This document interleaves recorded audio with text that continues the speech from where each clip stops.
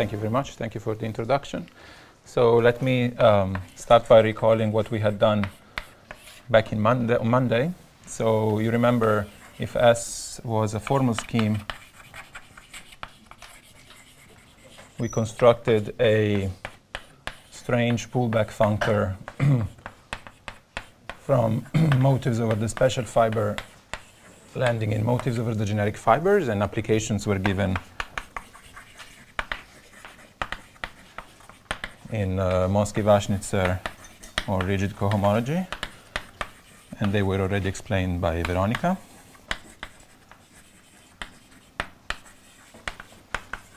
And today I will focus on applications on the other weird pullback functor we have constructed, which was that S was a perfectoid space.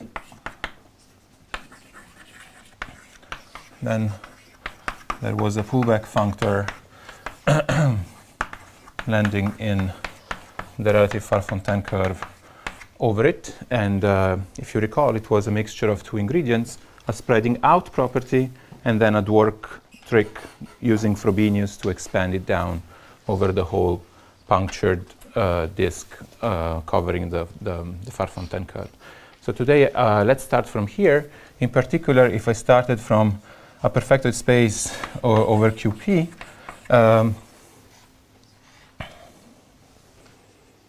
then I could consider this pullback. And because I have chosen an untilt of S tilt, I am also allowed to pull it back, going back to motives over S itself, thus constructing some kind of like a rigid analytic and not perfectoid tilt and untilt functor from S tilt back to S. And the first theorem I want to state is that this composition is actually an equivalence of categories. And a version of it already appears in my first work, and then I think this version appears in my work with Arthur. So this is an equivalence. So does it work also for when S is not over QP, but just any perfectoid, affinoid, let us say, techie? Well, if S was in characteristic P, then I'm not saying much. No, but it could be this characteristic, like you have a Tate ring where the uniform, No, let me stick to something over QP for safety, but I didn't think about going integrally. Anyway, this is an equivalence. So in particular, when S is a perfectoid field over QP, for example, CP, then we get this equivalence from K to K tilt, which is somehow, you see, a rigid analytic version of the tilting equivalence. And let me give you a hint, again, of a proof of this theorem.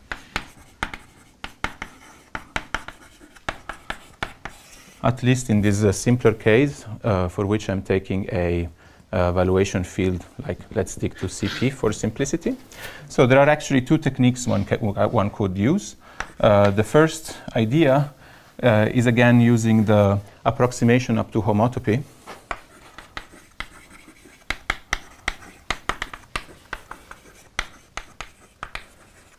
That would allow you actually to transform both categories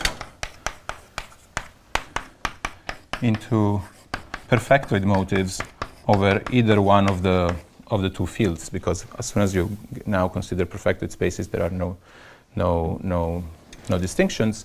And the whole point is to again approximate your maps, massage your maps up to homotopy, so to be able to deperfectoidify and perfectoidify any smooth rigid analytic variety on both sides.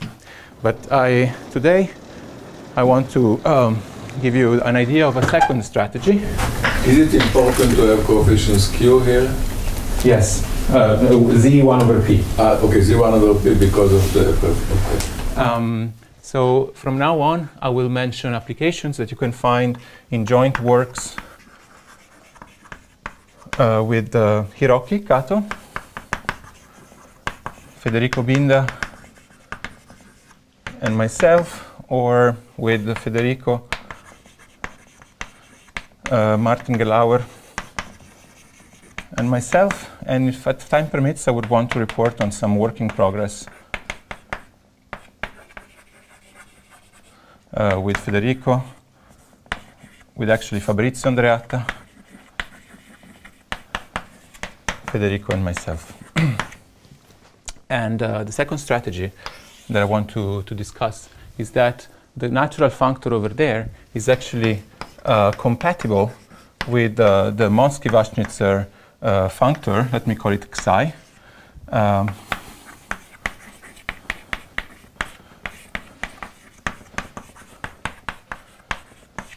That is defined out of their common residue field. This is because this category we have seen is the same as the category of formal motives over A-inf. And this diagram is obviously commutative, so everything is compatible. And now, all these functors are monoidal functors between compactly generated categories. And in this category, it is even true. In all these categories, actually, all compact objects are dualizable. And the striking fact is that if K is algebraically closed, so let me stick to CP for simplicity, then Xi actually sends a set of compact generators into a set of compact generators, both Xi and Xi tilde.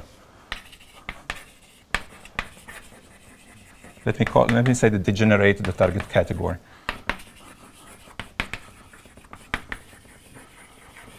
In other words, as soon as you are over a algebraically closed field, rigid motives are generated by motives of good reduction, because this functor is the one that sends, let's say, a formal motive over OK to its generic fiber, and we're saying that up to co-limits, everything is of this kind. So let me give you a hint of this fact, because it may be surprising at first sight, even though it's pretty classical. So we know from alteration results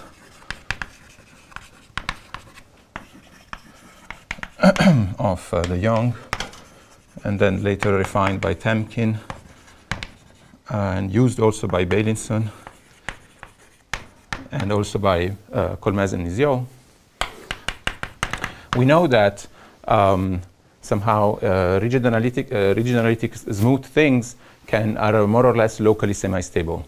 So it suffices to handle the case of semi-stable reduction.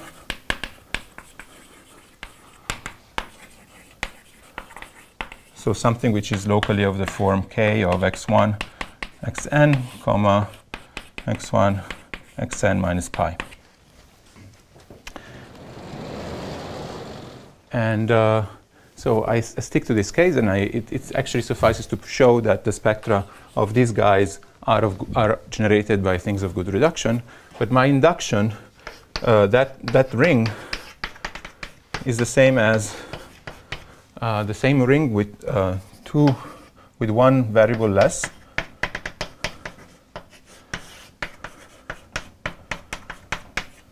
Over which then I add x1, x2 modulo x1, x2 minus u. So you see, by induction, it suffices to show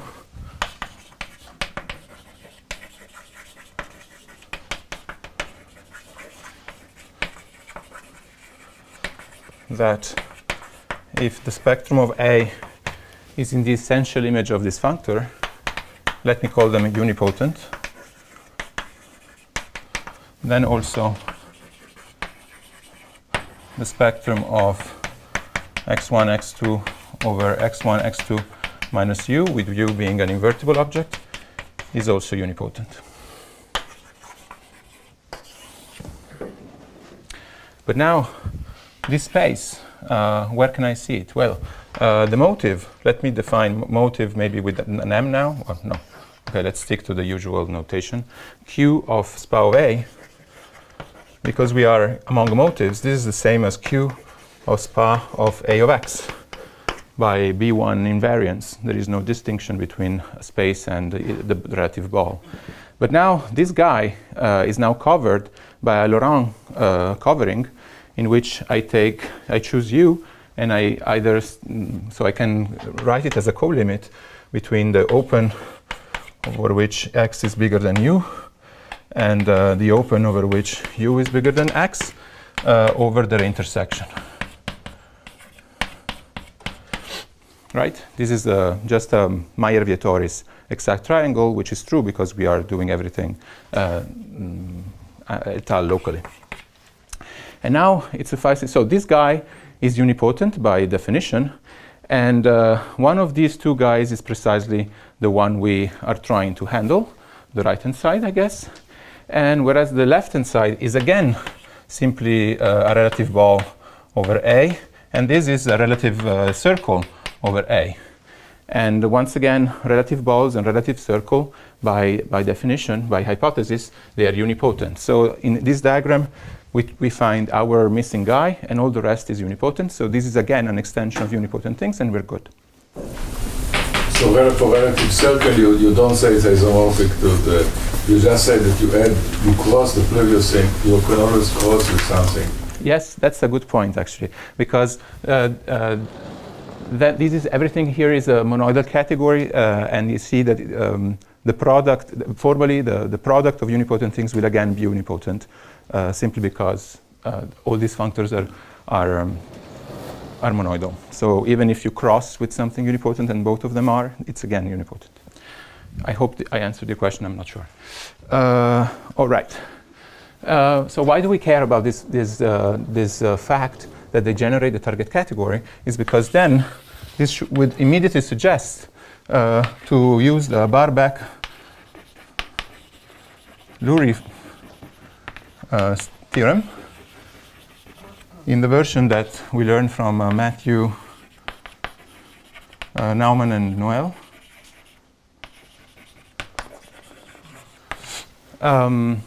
In the sense that they tell you that under such hypothesis, the target category, by some sort of Tannakian formalism in this higher categorical language, the target category can be described in terms of the source category as a category of modules over a certain algebra. We get that rigidity K as a monoidal category is just the category of modules over the source category over the right adjoint, let me call it chi of 1. Sorry, can you switch the box? Is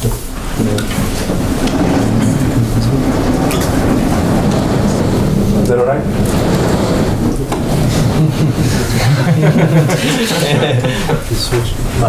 Okay.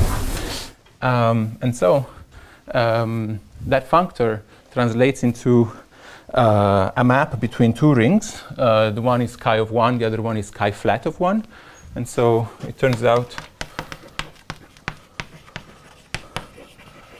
that if K is CP, then chi 1 is actually isomorphic to a very explicit motive, and the same being the other guy.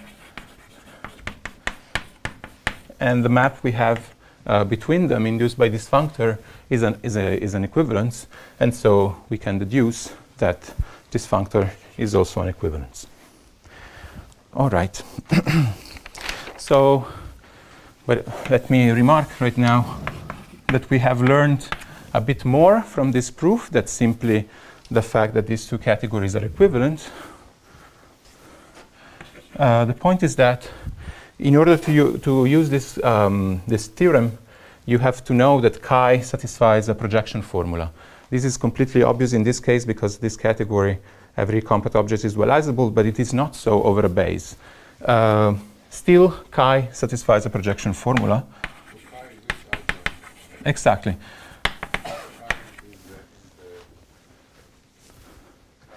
Chi is the one that goes from the generic fiber back to the special fiber as an adjoint of the functor, the Moskva-Schnitzer functor that goes in the other direction.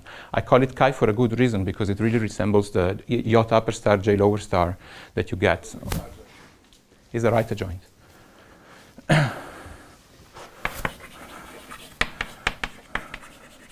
So if we call ridge motives over, let's say, sigma unipotent over sigma eta, the category generated by the image of the x's, then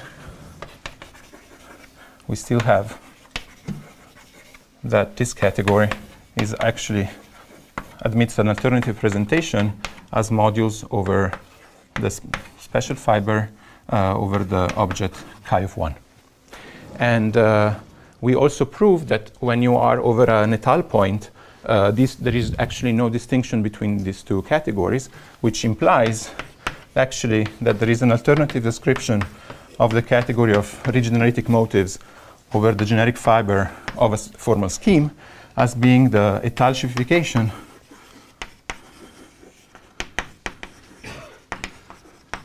of the functor taking motives over the special fiber with a module structure over chi of 1.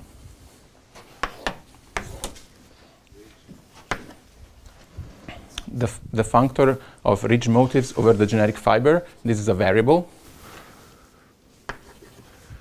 As a functor, it's just the shiftification of the functor defined on formal scheme that instead takes motives over the special, the residue, the special fiber, together with an action of a structure of a chi1 module, where chi is this functor there. So sorry, if we call ridge dA, what is the superscript? Unipotent. Sigma unipotent, because this would depend on the choice of the model now. So could I ask, so I mean your bullet here is a formal scheme, right? And you're working on the étale side of the formal scheme? No, because this has already étale descent with respect But then the formula doesn't even make sense. I mean, this is a ridge étale.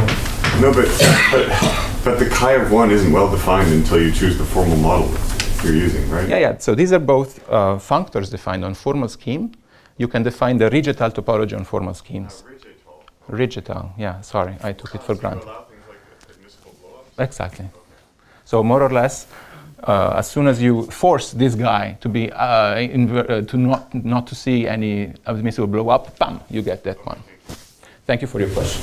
So, can I also ask, so how much, in the results, in the last few results, how much of them are specific to CP versus another algebraically closed non-Archimedean field? The only specificity about CP is this explicit description of chi1.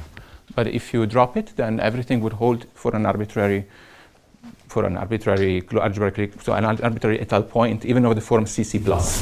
Is it possible to describe chi of 1 in general? Yes, I will come back to that later. Excuse me, can you say a bit about how you show the projection formula of chi in general? This is possibly the hardest and most technical result that you find in the book with Joseph and Martin. And I'm not going to say anything about it. Yeah. Right. So this is what we got, like automatically out of this blah blah. But now let me come back to the case of a field, because I want to discuss this first application, which was towards the weight monodromy conjecture. And the theorem states that if K is a perfectoid field over QP and Z is a smooth hypersurface, everything will hold even if you take smooth complete intersections of hypersurfaces in toric varieties, but whatever. Let's just stick to the projective hypersurface because nothing fancy is happening about. Then there exists a z-flat, which is a smooth projective variety over k-flat with the following two properties. One, z-flat can be defined over a chosen dense subfield of k-flat. And two, well, we have two objects like naturally. We have the motive of z and the motive of z-flat, each one of which is living in these two categories respectively that we are now identifying. And I'm saying that this guy is just a direct summand of the one on the right. So the motive of your initial variety can be realized as a direct summand of the motive of some mysterious smooth projective variety that you can define over the tilt.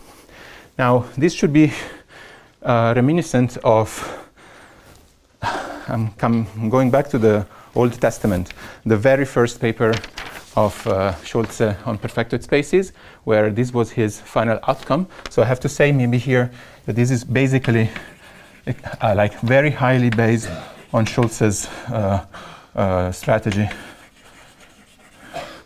of his first paper in 2010.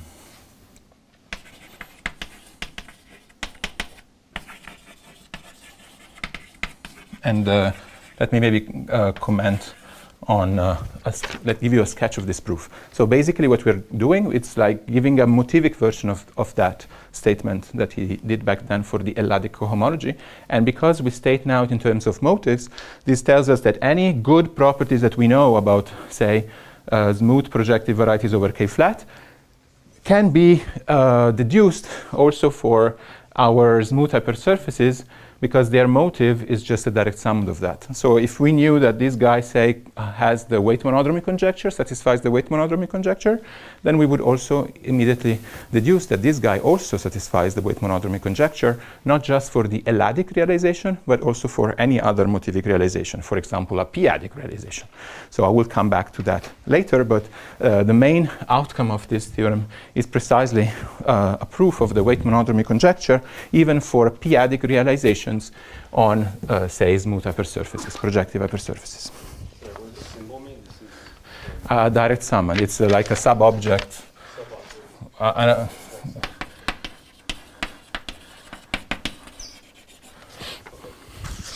That's clearer now. Okay. Let's see how, I want to give a sketch of this proof anyway. So the first step is to replace, like in Schulze actually, replace z by an open of p n un. And why is that? How can we do that? Well, you remember the spreading out, right? So this told you that if I take motives over a particular point, a rational point inside the ball, like 0 is a point inside the ball, where this is actually can be described as being the intersection, the co-limit over all balls with radius which is going towards 0, right? This was a version of the spreading out. What does that entail? So, well, this is also the category of motives over the base field. And now, typically, we have a canonical functor in this direction, which is the specialization, the restriction to this point. But now we see what is that there is also an explicit quasi-inverse to this functor, which is just the pullback over the structural morphism. So what does that mean? It means that when you are over a ball, around each, or any smooth variety, around each rational point, any compact motive is locally constant. It locally comes from a pullback of something which is defined over the base. And this is precisely the trick that had been exploited already by Veronica in proving that any motivic realization targeting perfect complexes would actually have cohomology groups which are also vector bundles, because locally around each rational point they come from the base, and hence they must be split. Right. And so this means that since Z is locally given by annihilating a certain function, we use this to identify the motive of Z, the motive of f, which is modular equal to epsilon, can be identified with something constant, with the motive of Z times B epsilon, but now this contribution of B epsilon can be completely discarded because we are working up to homotopy. So the motive of Z is the same as the motive of a tubular neighborhood it has inside the projective space.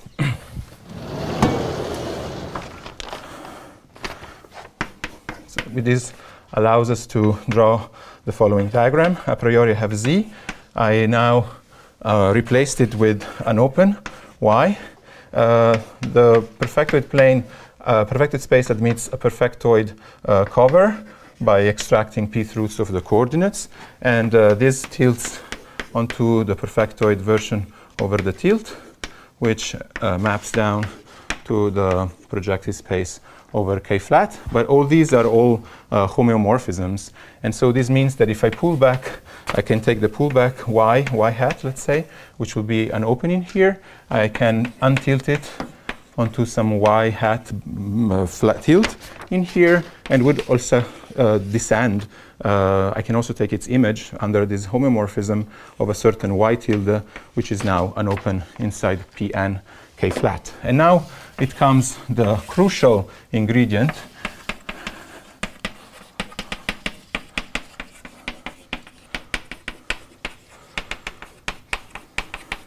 Is that there exists Z flat, which is smooth and projective, which maps of the same dimension than a Z, which is mapping to this Y flat, satisfying 1. So, and Schulze proved it really by some explicit approximation formulas on line bundles of toric varieties. So this is a geometric ingredient. Then we take verbatim from Schulze's article.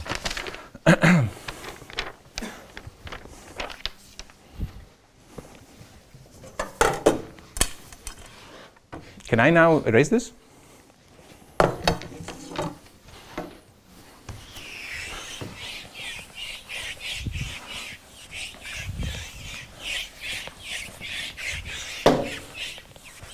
Before doing so, let me stick to this diagram and consider all these objects as their cohomological motives, so the dual of the associated motive, so that arrows would go in the opposite direction.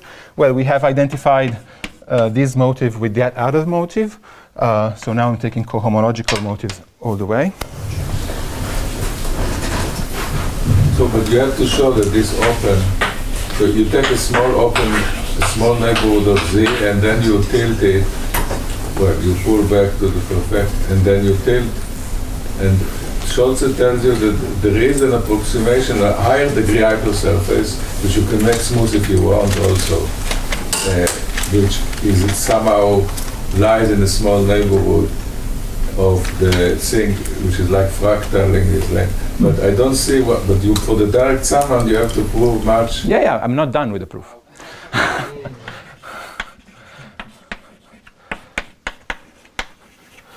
Now the modulo the arrows going sideways, I finally have a map from this cohomological motive to that other cohomological motive. But note that they both are dualizable motives of the same dimension. So by Poincaré duality, this map on one side automatically constructs map also in the other side. It's dual. And now I am left to prove that the composite of these two maps is the identity on one of the first factors.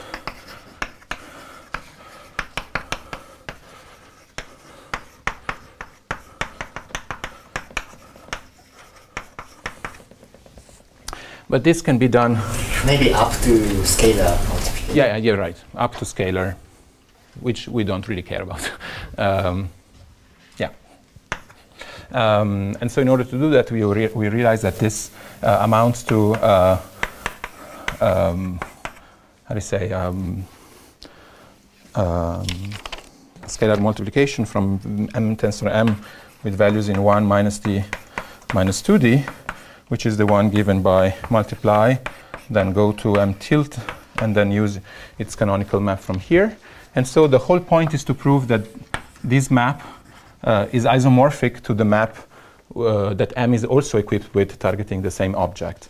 But the point is that you can classify how many maps there are from this motive to that motive, and there are just as many as Q. So it's either 0 or that one. And so we are simply left to prove that this map cannot be 0, but we precompose everything with the cohomological motive of Pn. And we realize that if this map was 0, then this map would be 0, but this map cannot be 0, say, by testing on motivic cohomology, so on Chow groups. So this is very reminiscent of, again, the tactic of Schulze when he had to prove that a single map was not 0, and he did it on top cohomology. We do practically the same, but on motivic cohomology because we are motivists. Right. So that's one application. I'm sorry for the verbal way.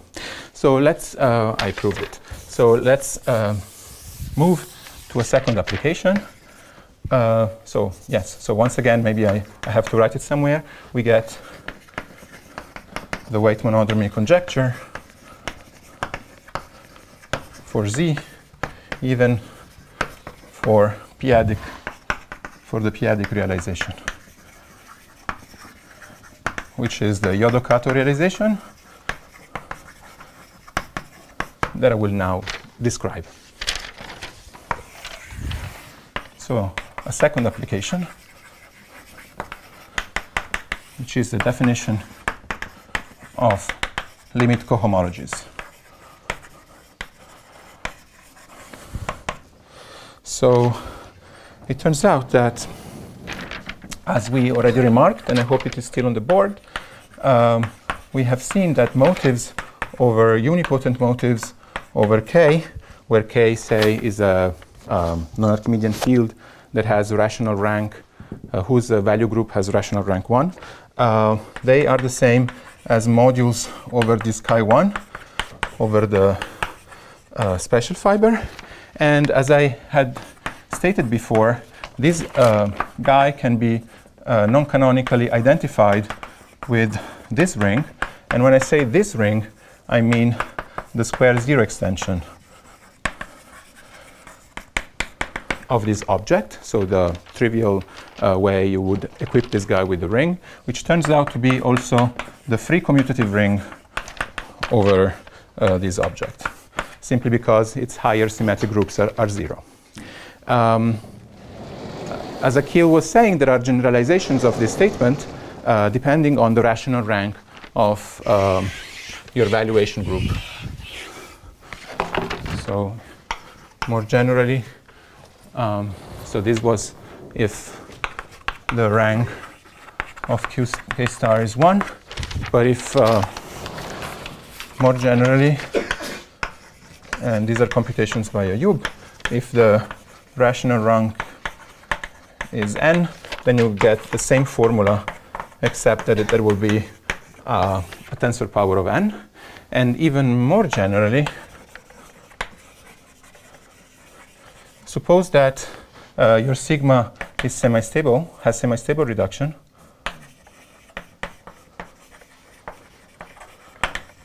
So something like this. Well, I do not have a neat formula for chi1 globally on its special fiber, but at least I can compute it on each stratum of the natural stratification which arises from here. So we can compute the restriction of chi1 over each strata. Let me call them Si. And this again can be described as a tensor power of this object, to the D, maybe, to the C, to the C plus 1, where C is the codimension of the stratum inside the special fiber. So in other words, on the smooth locus, we get back GM, we get back 1 plus blah, blah, blah. But on this intersection, we have GM squared. All right, so this is the most general, these are the most general computations. But now, once again, let's stick to the semi-stable reduction case. You are working over still a rational rank 1 base, or yes, yes, thank you. Yes, yeah, you're totally right. You're totally right.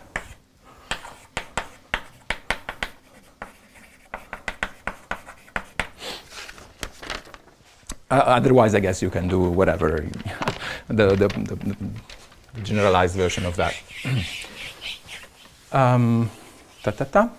Okay, so this also means that that we get this neat theorem. So in BGV, so again, fix your favorite K of rational rank 1. Then do we have a better intuition of the unipotent motives because we have such an explicit description of this ring object? Yes, we do. Because this can be identified simply with motives over the special fiber together with a monodromy operator. So let me denote it with an N. And by its definition, this category is given by motives together with an ind-nilpotent map and mapping to their negative twists. Now, the functor here is not the one that it forgets the module structure. You have to perform something. So if here the functor sent a motive M to its chi, well, the functor that goes here is actually the one that sends it to the psi. So what we typically denote by psi, the unipotent nearby cycle attached to the motive M. So in other words, we are... Sorry, you've got too many M's. Yes, I do.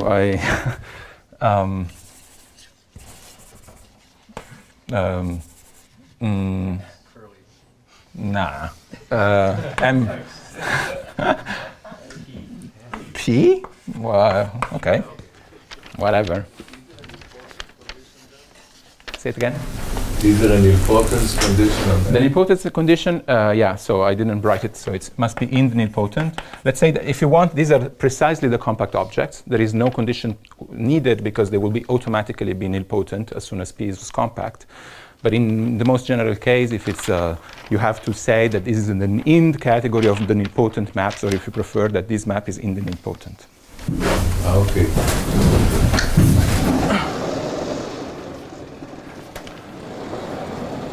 In this specific case, there is no difference between the two categories because on compact objects, that such a map has to be nilpotent.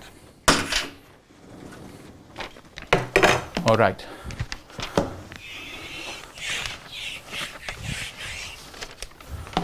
But then this tells you that in order to come up with a motivic realization, with the motivic cohomology theory, with a veil cohomology theory, I don't know how you want to call them,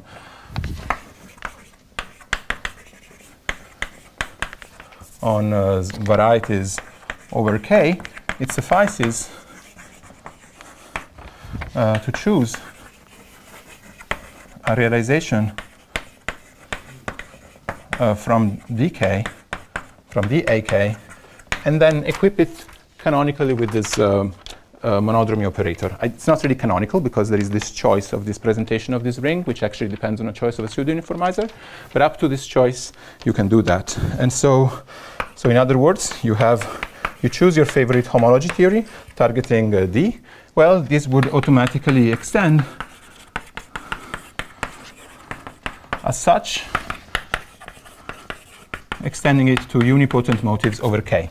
And please recall that any motive is quasi-unipotent, because we proved that over an algebraically closed field, everything is unipotent. So up to taking a sufficiently high finite extension, every motive becomes unipotent. So if you want to drop this condition, then you'd rather put some Galois action in here, but then you will be done.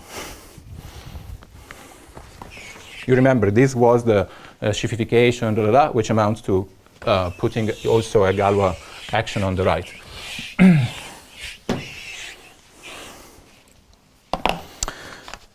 And not only that, we can even classify them, because can we classify in how many ways can you extend a given realization to unipotent motives?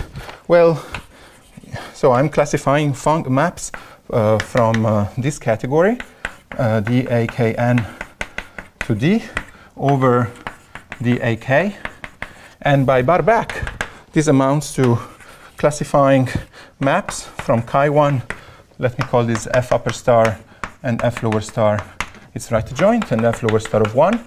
You remember that this was a free ring over an explicit guy, so this is nothing but map from 1 to 1, 1, 1 in D. So in other words, if you just then compute the pi0, so in how many different ways up to homotopy can you fill in this triangle, well, this is just x1 of 1 and 1, 1 in D. Okay, so you have a pure classification of how many ways can you perform this, which turns out to be useful.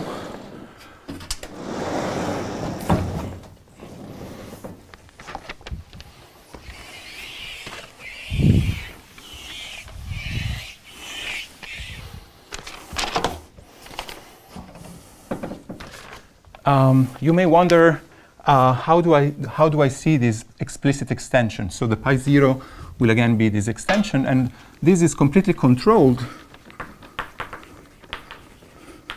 by the image of a specific extension between these two objects you can find in that category. This is literally the motive you can construct in here. I denote it with a K because it's called the Kummer motive, because everybody calls it the Kummer motive, not because I do. And what is it? It's just a direct, as a motive, it's just a direct sum of these two objects. But this is not split when you take into account the monodromy.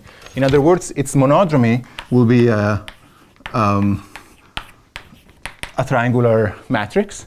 So this makes it the unique non-trivial extension between these two objects as objects with a monodromy operator.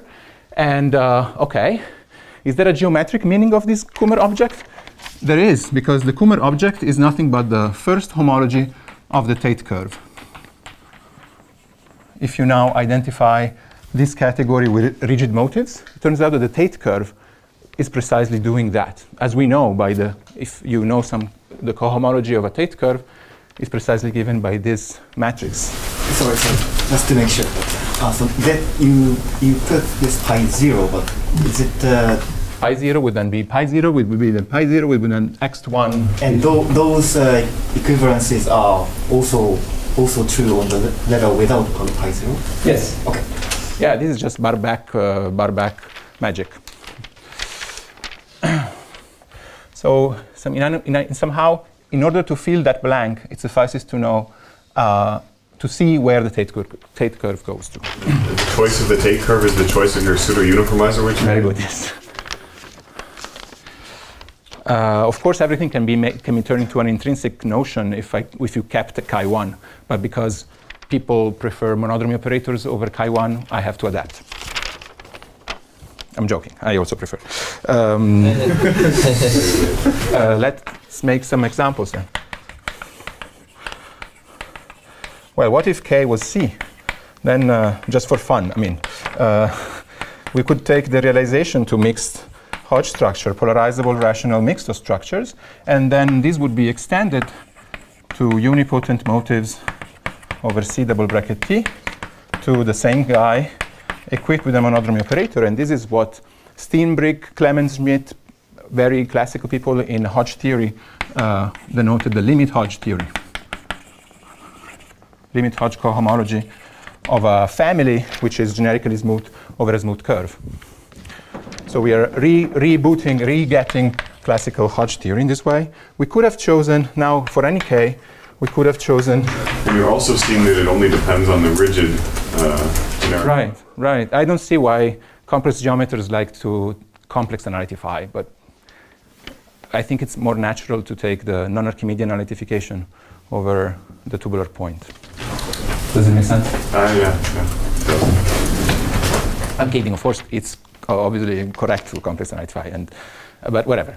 Yeah. Anyway, I could have also chosen the étale realization. So going to, I don't know, Galois representations in QL. I denote by this actually the category of pro-étale sheaves over lit K with values in QL, and this would then extend to motives on the generic fiber as being the same thing with the monodromy operator. So étale phi n modules.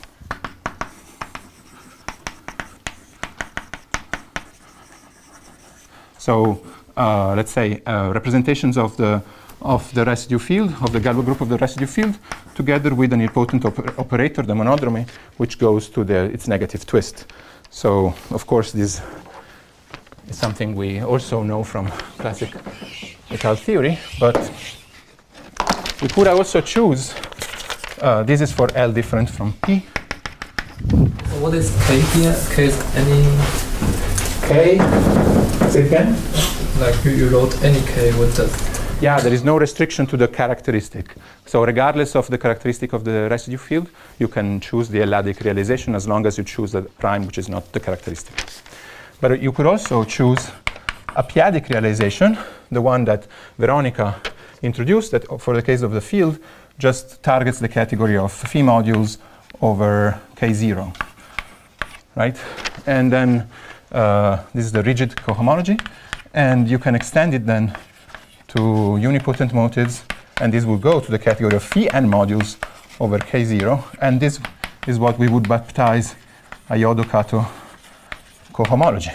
Now, I have baptized it Hyodo-Kato cohomology, but there are other extremely good definitions of Hyodo-Kato cohomology for rigid analytic varieties, say by Colmez and Niziol, who generalized the definitions of Grosse-Clone and of Hyodo-Kato and Beilinson of such a cohomology. So a priori, we need to check whether this does agree with the classical definition, but it turns out that there are two ways of seeing that. There are not many extensions in phi n modules between 1 and 1, 1. There is only one up, so that's it.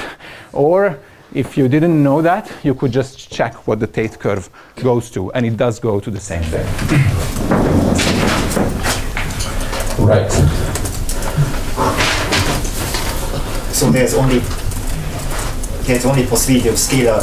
Exactly. Up to rescaling the monodromy operator, there is only one possibility. Either you destroy the monodromy, you just take the rigid cohomology of the psi, or you keep track of the monodromy.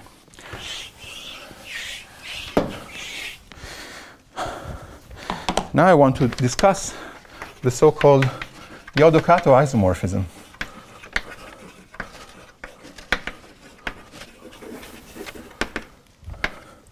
Why? Because suppose we are given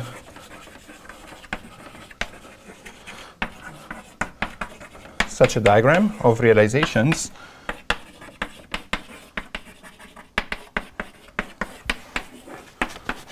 so we have, it's slightly more general than the previous situation. We have a realization on the special fiber, we have a realization on the generic fiber, and we know they're simply compatible if we take the Moskvy-Vashchitzer thing there. Well, because this is just modules over that, it would canonically factor over dn, which is somehow the push out of these two categories. You remember, this is just this guy with the monodromy operator, and this deserves to be called maybe E, the Hyodo-Kato isomorphism. And let me see why. Because we are saying that as soon as we have this realization, we could have used the universal way to extend it to the bottom place. But if we had a different one, well, at least we have a canonical functor transforming this one to that other one. And let me see what it tells me when I specify it to the étalic and p-adic case that I had listed before.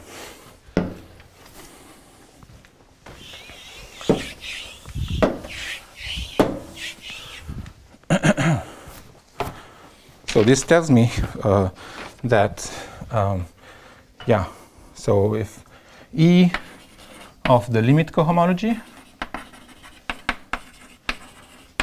is the same as the cohomology that I would get on the generic fiber. So let's inspect a bit this functor E in the situations we know. So for instance, for the étale realization, well, I could have considered here, so Galois K representations in QL, and I could have extended them with Galois representation of the Galois group of the local field. And this tells me that there is a functor from étale phi-n modules back to étale representation of the Galois group of the generic of the local field. And so this tells us, so in this case, E would be the functor that transforms étale phi-n module into a representation of the Galois group of the local field, because it's simply this extension is simply a quotient. It's like a Veil-Deligne representation going to the Gal K representation. And so thanks to this, we get we re-get Grothendieck quasi-unipotency theorem.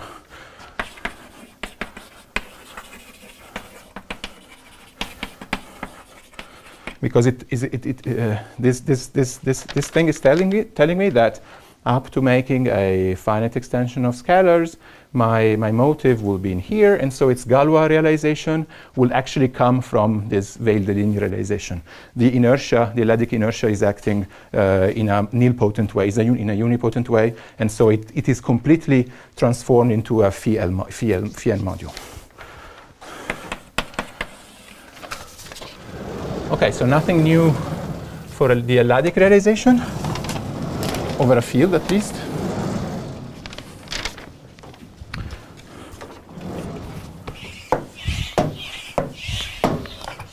And for the p-adic one, I would consider phi modules, or here I could consider the Rham realization going into quasi-coherent sheaves over K. And again, there is a compatibility between, if I forget the Frobenius action, between a rigid cohomology and the Rham cohomology of the generic fiber. And now this functor E would be a functor that goes from phi-n modules back to quasi-coherent sheaves over K. And that's nothing but forget everything and base change. So this gives me the actual Hyodo-Kato isomorphism, telling me that Hyodo-Kato cohomology of X, if I strip it of its phi-n module structure and I simply base change to K, I get the Rham cohomology of the of K.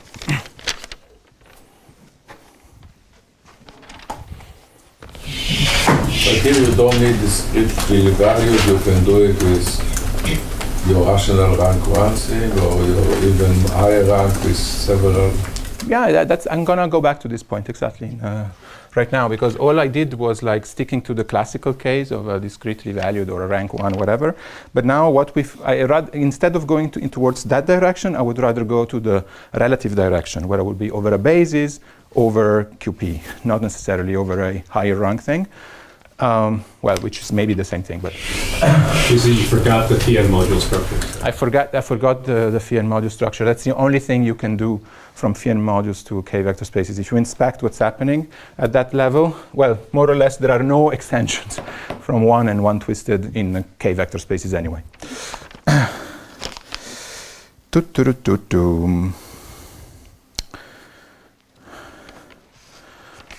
So I wanted to. So I can say something more. Well, we could have also gone to something a bit more refined, slightly more refined, would be on quasi-coherent sheaves over the Farfontaine curve. Now suppose that K K was a perfectoid field, and using the strange pullback, and this would give me again such a compatibility between the Hyodo-Kato cohomology and the so-called Farfontaine, the Rham-Farfontaine or B de Rham plus cohomology that one can see as being a quasi-coherent sheaves over this space. And my student Kao has even proved that there is a canonical way to identify the two if one takes into account an action of a Galois group. Another thing one can do is maybe considering the stacks that were introduced by Johannes, so using the language of Hyodo-Kato stacks, what they call Hyodo-Kato stacks. So it is work in progress by them to show that Hyodo-Kato stacks recover the classical Hyodo-Kato cohomology. And one way to prove it would be just to check that it does recover the good old rigid cohomology on things on good reduction, and that it is motivic. Once you have these two ingredients, all the rest is taken care of by motives. And I think maybe that's exactly what they will be doing. Or maybe not. The cohomology in degli of the Farfontaine curve. You can, yeah, because you remember there was a way, if K was perfectoid, you can even go to rigid motives over the Farfontaine curve. And now take here at the Rham, maybe I have to put an op somewhere. And you can actually enlarge your thing, right? So this is the punctured disk, and we can cover here with a D module, and Hyodo-Kato is like the Riemann-Hilbert thing over there on the Hyodo-Kato point of the curve. Whatever, this is just a picture. But a nice thing, which is work in progress, with Fabrizio and Federico, is to do it in families. Because you remember, even in families, so if, what do we get with the same recipe somehow?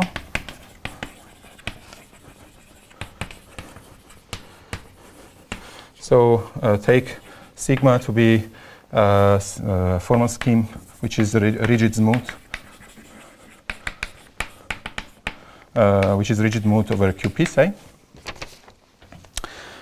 What do we know? We know that, and suppose that M is a motive over its over this generic fiber, maybe compact. Sorry, S is a rigid.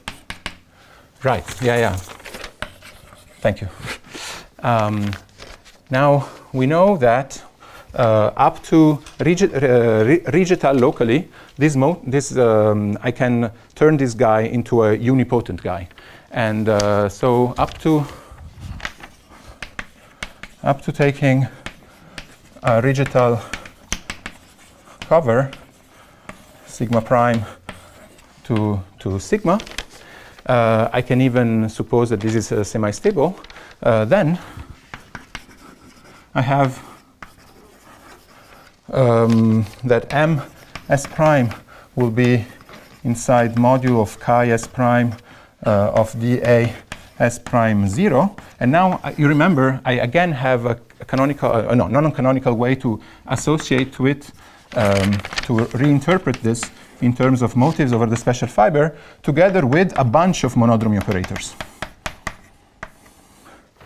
So their number accounts for the codimension of the stratum. So this is by restricting to each stratum.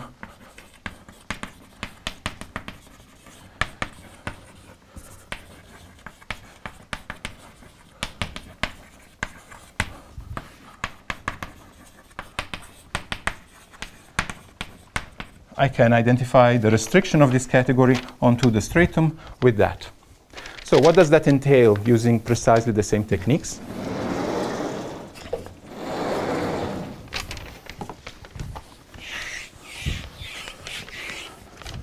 We have two consequences. Let's say a relative quasi-unipotency theorem.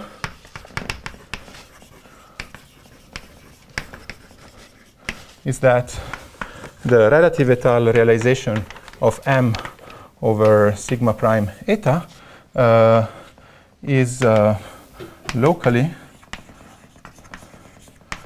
and by locally I mean when I restricted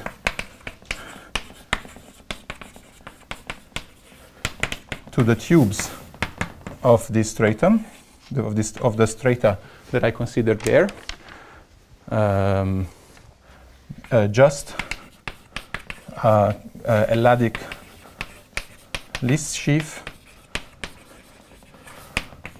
on this stratum, so a piece of the special fiber. So this is locally closed inside sigma prime 0, together with plus a bunch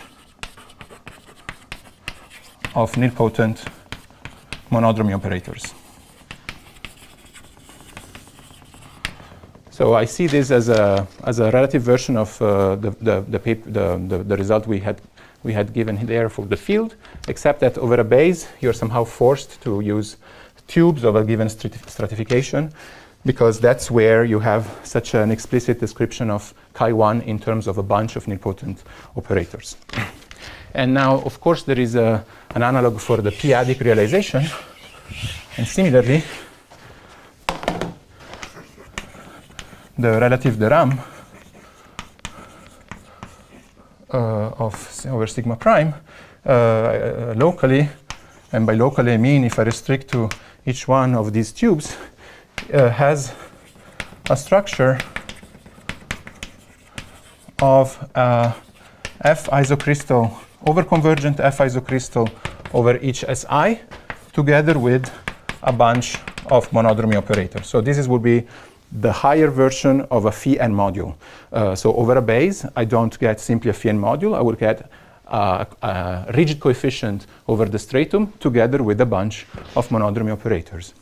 So in other words, we feel like when we want to create a non-existent relative Hyodo-Kato cohomology, one way to do that is just to listen to motives, because they are yelling where they want to realize to. Because you remember a statement that I had erased, rigid motives are simply the sheafification of motives over the special fiber.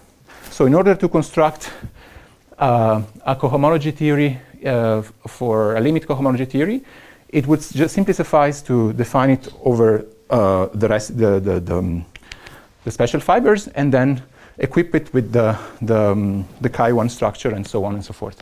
So I ended with this note, I apologize. So we define, let's say, Hyodo-Kato coefficients for sigma eta as being the rigid-étale sheafification of generalized over convergent F isocrystals of sigma 0 together with a structure of chi1 modules. And the nice thing about this definition is that it has a universal property. Any different way to extend rigid cohomology would be automatically be comparable out of this one, say log F isocrystals. And it also admits a very explicit description, at least when you restrict to an appropriate stratification. I apologize, I went over time.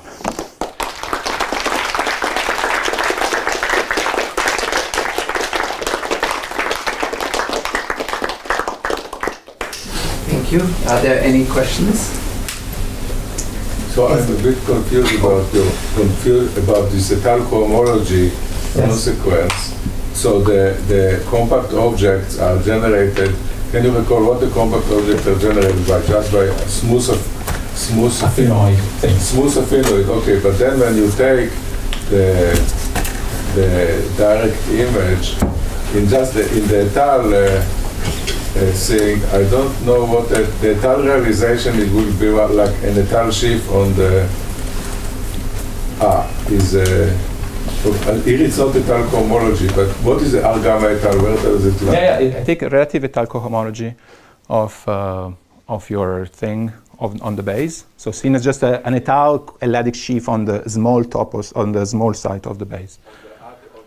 Adic, yes. Adic, but then this one depends on what you do. Is not really sufficiently well behaved. It's not like a projective smooth, a proper smooth where you get something local list sheet. Here you can get like an affinoid domain. Yeah. So there is something that I totally jumped over, and I'm sorry, is that when saying that this was a list sheaf, it's because when once you move to algebraic motives, any compact objects, there is a stratification for which each restricted on each stratum, it becomes dualizable. So that's also something I'm using here, hidden. Does that? So once you pass to the special fiber, and if you have a compact motive over a scheme S, by the algebraic spreading out, there will be a stratification of the base scheme for which each restrictions will be each one dualizable. Yeah. And if you then use this further stratification of your special fiber, and you look at what's happening on the generic fiber, you would see these tubes, and you know that there it has become dualizable. But these tubes do not glue. So because these are opens, these joint opens in your generic fiber. So you can get something like a constant shift extended by zero. It's a constant shift on a rational domain and zero outside.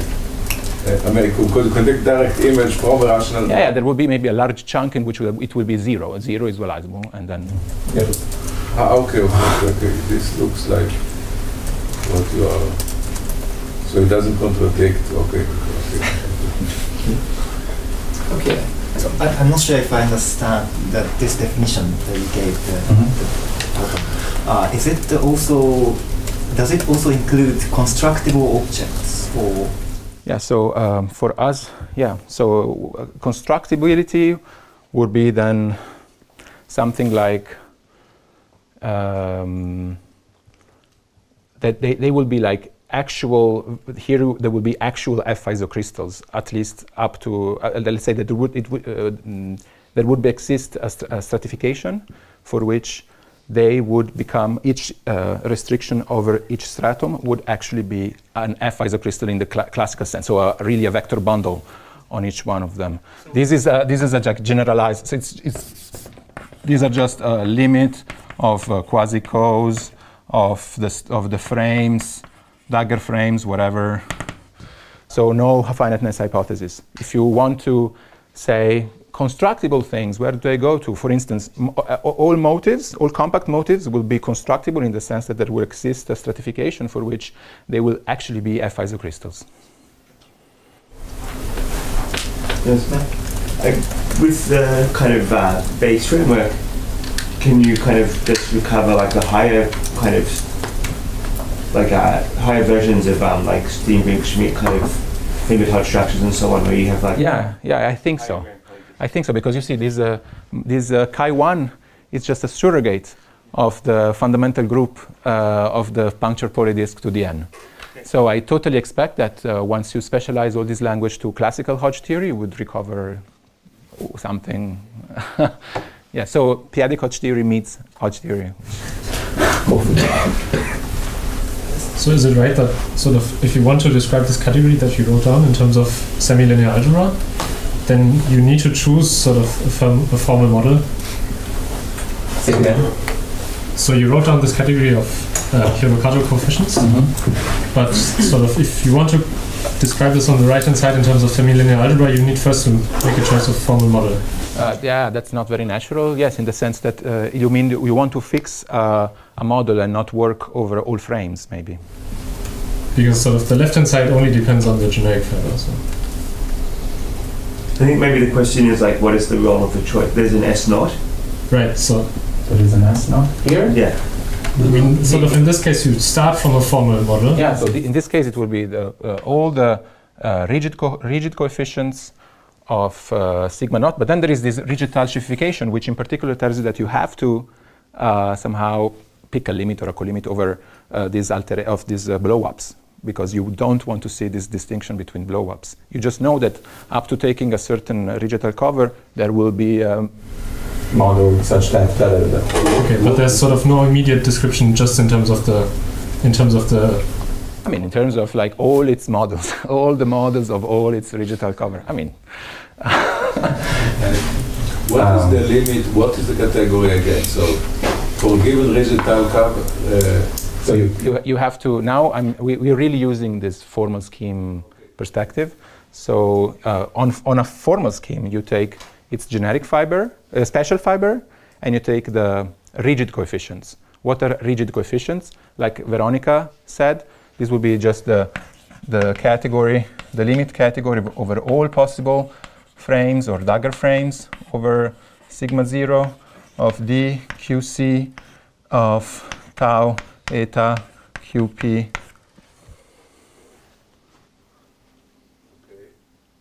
So this, this will be rigid coefficients of sigma 0.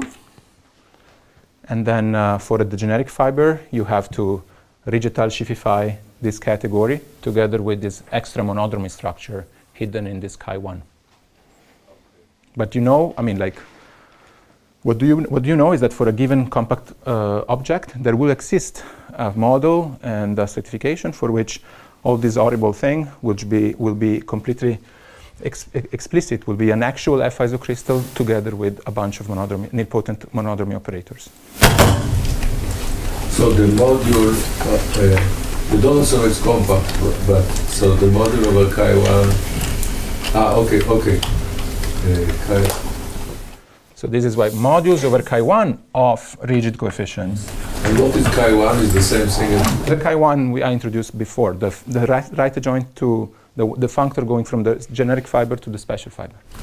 Okay, so it was like something plus the... If you choose a uniformizer, you could, and here as well, up to taking this certification and choosing some presentation of your semi-stable scheme, you can identify it with the power of GM, so a bunch of monodromy operators. May I suggest to continue the discussions in the break, and we continue in 15 minutes at 11:30 on this club.